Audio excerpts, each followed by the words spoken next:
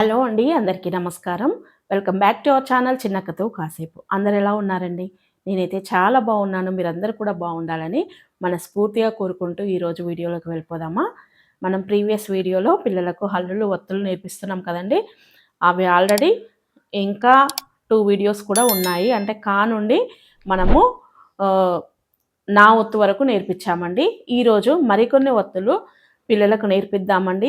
ఒత్తులు ప్లస్ వాటితో వచ్చే పదాలు కూడా పిల్లలకు నేర్పిద్దామండి. వాటి వల్ల వాళ్ళు పదాలు వాక్యాలు చదవడానికి అవకాశం ఉంటుంది. సో పిల్లలకు అవి మనం నేర్పిద్దామండి. ఓకేనా అండి? మరి ఈ వీడియో మీకు నచ్చితే లైక్ చేయండి. ఖచ్చితంగా మీరు ఇచ్చే లైక్ మరికొంతమందికి హెల్ప్ అవుతుందండి. కాబట్టి ఖచ్చితంగా మీకు నచ్చితే కనుక లైక్ చేయండి. ఓకేనా అండి? మరి వీడియోలోకి వెళ్ళిపోదామా? చూడండి, హల్లులు ఒత్తులు మనము కా నుండి నా వరకు నేర్పించామండి. ఈరోజు పా నుండి యా వరకు పిల్లలకు నేర్పిద్దాం. చూడండి,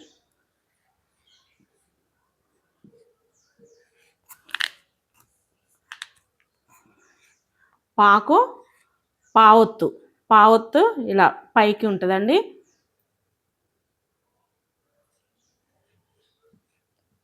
పాకు పావొత్తిస్తే ఫా. పాకు పావొత్తిస్తే ఫా. చూడండి, పాకు పావొత్తు. ఇది పాకు పావొత్తిస్తే ఫా. మరి పాకు పావొత్తిస్తే ఫా అన్నాం కదండి. మరి ఈ పదంతో అంటే ఈ అక్షరంతో మనకి ఏమొస్తుంది? ఈ ఒత్తుతోని మనకు ఎలాంటి పదాలు వస్తాయంటే పిల్లలను చెప్పమనాలి. ఫా అన్నప్పుడు కప్ప. చూడండి, కా పాకు పావొత్తిస్తే ఫ కప్ప. రెప్ప. రాకేత్వం ఇస్తే రే, పాకు పావొత్తిస్తే ఫ రెప్ప. అంటే మనం ఇలానే చెప్పాలి. సారీ, రాకేత్వం ఇస్తే రే, పాకు పావొత్తిస్తే ఫ రెప్ప అని చెప్పాలి. రెప్ప అని మనము ఊరికనే అలా చెప్పొద్దు. రాకేత్వం ఇస్తే రే అని కూడా చెప్పాలి. ఎందుకంటే చాలామంది అనుకుంటారు వాళ్ళకు ఆల్రెడీ గుణింతాలు వచ్చు కదా, గుణింతాలు వస్తే పిల్లలకు మనం చెప్పనవసరం లేదు, వాళ్ళకి ఆల్రెడీ వచ్చేసాయి కదా అనుకుంటాం. కానీ పిల్లలకు అవి వచ్చినట్టే అనిపిస్తాయి, బట్ ఆ టైంలో మర్చిపోతారు. కాబట్టి మళ్ళీ మనం ఎక్కడో అవకాశం వస్తే అక్కడ పిల్లలకు మనము విడమర్చి చెప్పాలి. రాకేత్వం ఇస్తే రే, పాకు పావొత్తిస్తే ఫ రెప్ప ఇలా చెప్పాలి. చొప్ప. చూడండి, చాకోత్వం ఇస్తే చో, పాకు పావొత్తిస్తే ఫ చొప్ప. ఇలా ఇంకా చాలా పదాలు వస్తాయండి. అవి పిల్లలకు మీరు పిల్లల్ని అడగండి. వాళ్ళు ఒకవేళ చెప్పలేకపోతే మీరే చాలా పదాలను పరిచయం చేయండి. కనీసం 2, 3, 4 ఇంకా ఎక్కువ వస్తే మీరు మీ పిల్లల తెలివితేటలను బట్టి మీరు వాళ్ళకి పరిచయం చేయండి. నెక్స్ట్ ఫా. దీన్ని ఫాని కూడా అంటామండి. ఫాకు పావొత్తిస్తే ఫ. మరి దీంతో ఏమొస్తాయి అంటే స్ఫటికము. దీంతో కొంచెం తక్కువే వస్తాయి. స్ప స్ప. సాకు ఫావొత్తు ఫ స్ఫటిక. స్ఫటిక అనొచ్చు. నెక్స్ట్ స్ఫటికము. స్ఫూర్తి. చూడండి, సకుము దీర్ఘం ఇస్తే సూకు ఫావొత్తు ఇస్తే స్పూ, రాగుడిస్తే రీ, రీకి తావొత్తిస్తే తి స్ఫూర్తి. మనం ఆల్రెడీ తావొత్తు నేర్పించాం, పరిచయం చేసాం ఆల్రెడీ పిల్లలకి. కాబట్టి స్ఫూర్తి. ఇలా స్ఫటిక, స్ఫటికము, స్ఫూర్తి ఇలా పిల్లలకు మనము పదాలు నేర్పించాలి. నెక్స్ట్ బా. బావొత్తు. బాకు బావొత్తిస్తే భ.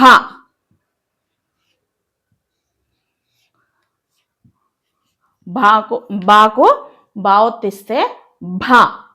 బాకు బావొత్తిస్తే భ అవుతుంది. మరి దీంతో వచ్చే పదాలు మనము పిల్లలకు నేర్పిస్తున్నాం కదండి. పిల్లలను అడిగితే వాళ్ళు చెప్తారు కదా. మరి బాకు బావొత్తిస్తే ఏం పదాలు వస్తాయి చెప్పమనాలి. రెబ్బ రెబ్బ. రాకేత్వం ఇస్తే రే, బాకు బా ఒత్తిస్తే భ, రెబ్బ. నెక్స్ట్ సబ్బు. ఒంటికి మనం అంటే బాడీకి సబ్బు పెట్టుకొని స్నానం చేస్తారు కదా పిల్లలు అయినా ఎవరైనా. సబ్బు. మనం అలా కొంచెం క్లూ ఇవ్వాలి పిల్లలకు. ఒకవేళ వాళ్ళు చెప్పలేకపోతున్నారంటే కొన్ని క్లూస్ ఇచ్చి వాళ్ళ ద్వారా చెప్పిస్తే ఇంకా వాళ్ళకి ఇంకా మర్చిపోవడానికి అవకాశం ఉండదు. సబ్బు. సా, బాకొమిస్తే బు, బూకు బా ఒత్తిస్తే భూ, సబ్బు. రెబ్బ, సబ్బు, గబ్బిలము. ఇలాంటివి కూడా మనము పిల్లలకు పరిచయం చేయవచ్చండి. ఎందుకంటే వాళ్ళకి ఆల్రెడీ అన్నీ నేర్చుకున్నారు. గా, బాగా గుడిస్తే బి, బీకి భా ఒత్తిస్తే బి. ఇలా మనం నేర్పించాలి. గబ్బిలము లేకపోతే గబ్బిలం. లాక్సన పడితే లం, గబ్బిలం. రెబ్బ, సబ్బు, గబ్బిలం. నెక్స్ట్ భా ఒత్తు.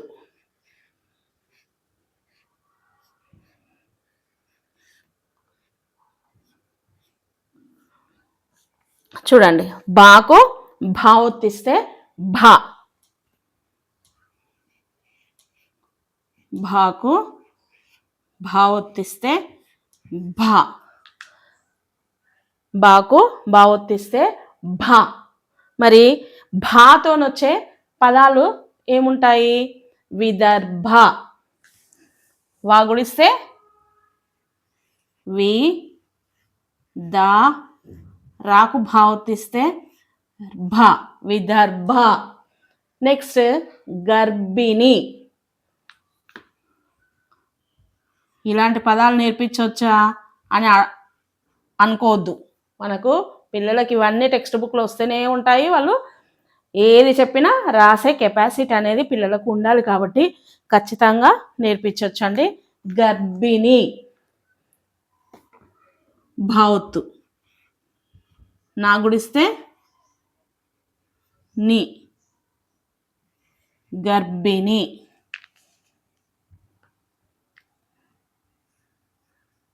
చూడండి, విదర్భ, గర్భిణి, గర్భము. గర్భము. గా, రాకు భా ఒత్తిస్తే భా, మా కొమ్మిస్తే ము, గర్భము. విదర్భ, గర్భిణి, గర్భము. ఇలా. నెక్స్ట్ మా ఒత్తు. మాకు మా ఒత్తిస్తే మా. చూడండి, మాకు మా ఒత్తిస్తే మా, మాకు మా ఒత్తిస్తే మా. ఇక్కడ మనకి ఎలాంటి పదాలు వస్తాయి? ఫస్ట్ మనము పిల్లలకు అక్షరమాల నేర్పించినప్పుడు కూడా ఆతోనేమొస్తుంది అంటే అమ్మ అనే చెప్తాం. చాలా వరకు మనం అదే నేర్పిస్తాం. అమ్మ. ఇంట్లో అమ్మ, అమ్మే అన్నం పెడుతుంది, అమ్మే స్నానం చేస్తుంది పిల్లలకి, అమ్మే వంట చేస్తుంది, అమ్మే బట్టలు ఉతుకుతుంది. సో ఇవన్నీ అమ్మ చేసే పనులు కాబట్టి అమ్మ.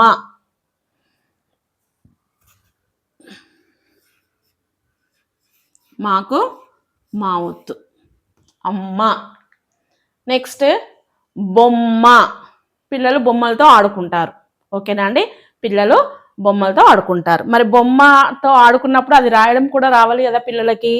సో బాకుత్వం ఇస్తే బో, మాకు మా ఒత్తిస్తే మా, బొమ్మ. నెక్స్ట్ కొమ్మ. చెట్లకి కొమ్మలు ఉంటాయి. ఓకేనా అండి?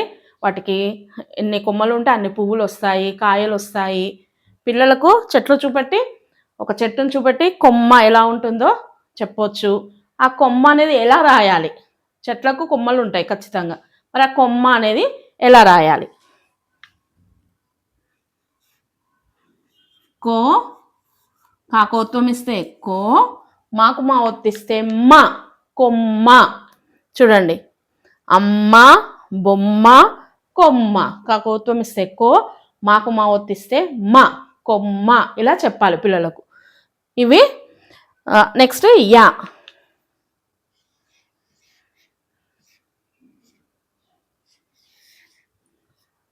యాకు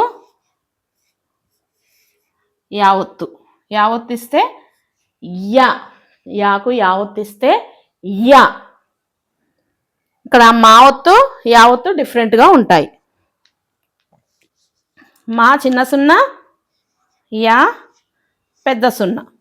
మాకు తలకట్టు అంటే నెక్ పెద్దగా ఉంటుంది, ఒంటెకు నెక్ అంటే మెడ సాగినట్టుగా ఉంటుంది కాబట్టి మాకు కూడా అలా సాగినట్టే ఉంటుంది. యాకు చిన్నగా ఉంటుంది. అది కూడా పిల్లలకు మళ్ళీ అవకాశం వచ్చింది కాబట్టి ఇక్కడ కూడా మాకు యాకు తేడా చెప్పాలి.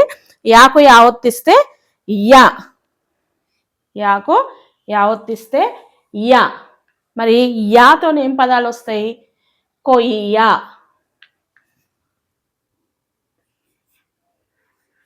కాకోత్వం ఇస్తే కో, యాకు యావత్తిస్తే యా, కొయ్య.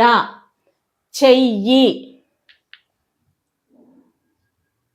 చాకేత్వం ఇస్తే చే, యాగుడిస్తే ఈకి యావత్తిస్తే ఈ, చెయ్యి. కొయ్య, కొయ్య బొమ్మ. అయ్యా, అయ్యా. ఆ యాకు యావత్తు, యాకు యావత్తిస్తే యా, అయ్యా. ఓకేనా అండి? ఇవి పా నుండి యా వరకు ఒత్తులు అండి, వాటితో వచ్చే పదాలు. చూడండి, పాకు పా ఒత్తిస్తే ఫ, కప్ప, రెప్ప, చొప్ప. పాకు పా ఒత్తిస్తే ఫ, స్ఫటిక, స్ఫూర్తి. బాకు బా ఒత్తిస్తే భ, రెబ్బ, సబ్బు, గబ్బిలం. భాకు భా ఒత్తిస్తే భ, విదర్భ, గర్భిణి, గర్భము. మాకు మా ఒత్తిస్తే మ, మాకు మా ఒత్తిస్తే మ, అమ్మ, బొమ్మ, కొమ్మ. ఓకే. యాకు యావత్తు, యాకు యావత్తిస్తే యా, కొయ్య, చెయ్యి, అయ్య. ఇలా మనము పిల్లలకు ఒత్తులు పదాలు నేర్పించాలండి. మరి మీకు ఈ వీడియో నచ్చిందని అనుకుంటున్నాను. మీ పిల్లలకు యూస్ఫుల్గానే ఉంటుందని కూడా అనుకుంటున్నానండి. మరి ఈ వీడియో కనుక మీకు నచ్చినట్టయితే లైక్ చేయండి, షేర్ చేయండి, సబ్స్క్రైబ్ చేయండి. మరొకసారి చెప్తున్నానండి, మీరు ఇచ్చే లైక్ వల్ల మరికొంతమందికి ఈ వీడియోస్ నోటిఫికేషన్ రూపంలో వెళ్తాయండి. సో వాళ్ళకి కూడా యూజ్ అవుతుంది.